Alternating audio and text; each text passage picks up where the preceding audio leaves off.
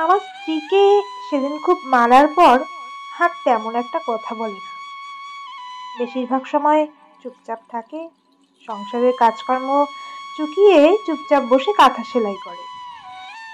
আগের মতো আর ফোন চাপে না, গুনগুন সুরে গান করে না, পাড়ার কোনো মহিলার সাথেও সেভাবে কথা বলে না। যখন হাতে একেবারেই কোনো কাজ থাকে না, তখন পুকুর পাড়ে গিয়ে বসে থাকে। আমার বেশ ভালোই লাগে। সারাক্ষণ হাসি আর বকবক করে মাথা খেত। এতটা বাচাল হওয়া কোনো বিবাহিত মেয়েরই ঠিক নয়। তাই ভাবলাম শুরুতেই ডগা ছেটে দিই। তাই সেদিন দিলাম কয়েক ঘা বসিয়ে। সেদিন অর্পি শুধু নির্বাক হয়ে তাকিয়েছিল। তার চোখের জল টলমল করে উপচে পড়তে চায়। আমি হাত উঁচু করে বলেছিলাম, যদি সে কাঁদে তবে তাকে খুন করে ফেলবো। সেই যে চুপ হয়েছে, ভয়ে এখন সে কাঁদতেও ভুলে গিয়েছে। বেশ খেয়াল করে দেখেছি তার ফোনে কোনো কলও আসে না। একটা আশঙ্কা নিয়ে অর্পির ফোন নিয়ে দেখি ফোনটা খোলাই আছে। আমি অবাক হলাম এই ভেবে, ফোন খোলা অথচ কেউ ফোন করছে না। অবশ্য ফোন করবেই বা কে? বাবার বাড়ি থেকেই কোনো খোঁজ নেয় না, তার আবার অন্য লোক।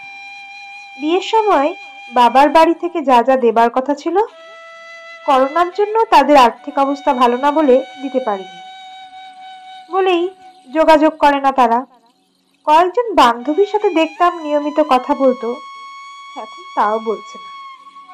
কল লিস্ট ও সেভ নম্বর চেক করে দেখি সেখানে শুধু আমার আর আমার আত্মীয় স্বজনের নম্বর। ব্যাপারটা বেশ ভালোই লাগলো। বিয়ের পর মেয়েদের নিজের বাপের বাড়ির সাথে অত কথা কিসের? বেশ তৃপ্তি নিয়ে সেদিন ঘুমোতে গেলাম। ঘুমের ঘোরে বিছানাটা ফাঁকা মনে হলো। হুট করেই জেগে দেখি পাশে অর্পি নেই। মুহূর্তেই ঘুম উধাও। বিছানা ছেড়ে উঠে গেলাম। ঘড়ির দিকে তাকিয়ে দেখলাম রাত ৩টের কাঁটা ছুঁয়ে গেছে। ঘর ছেড়ে বারান্দায় এলাম, সেখানেও অর্পি নেই। পাশের কামরায় উঁকি দিয়ে দেখি জানালা দিয়ে সে আকাশ দেখছে। ঠিক বুঝতে পারলাম না গুরুতর অমাবস্যার রাতে আকাশে দেখার কি থাকে। ওর পিছনে দাঁড়িয়ে আমি নিজেও অনেকক্ষণ আকাশের দিকে চেয়ে থাকলাম। অজস্র তারায় আকাশটা কেমন সেজে উঠেছে।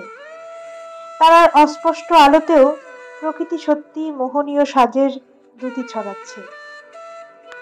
যারা এই আকাশ দেখেনি তারা বুঝবে না এর কি দুর্নিবার আকর্ষণ। অর্পি আকাশ দেখায় এতটাই মগ্ন ছিল যে আমার উপস্থিতি তার অনুভবেই আসেনি। কিছু না বলে পিছনের পা পিছনে রেখেই শোবার ঘরে ফিরে আসি। ঘরে এসে কিছুতেই মন টিকছে না। মেয়েটার উপর হয়তো অবিচার করা হচ্ছে। খুব মন খারাপ করে থাকে আজকাল। যা বলি শুধু তারই উত্তর দেয়।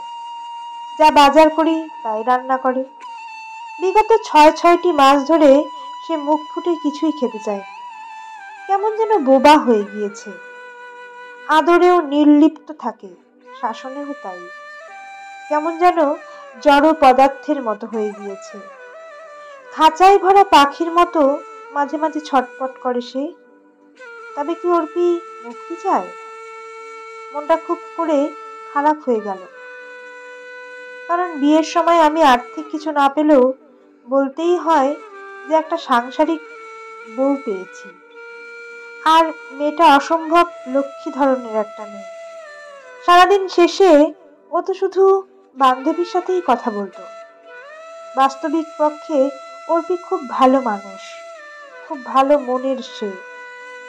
তবে ওকে হারাবার কিসের ভয় আমার? তবে কি আমি সন্দেহবাতিগ্রস্ত? না, আর দেরি করা চলবে না। ৭-৫ ভাবতে ভাবতে কখন যে ঘুমিয়ে গিয়েছি জানি না।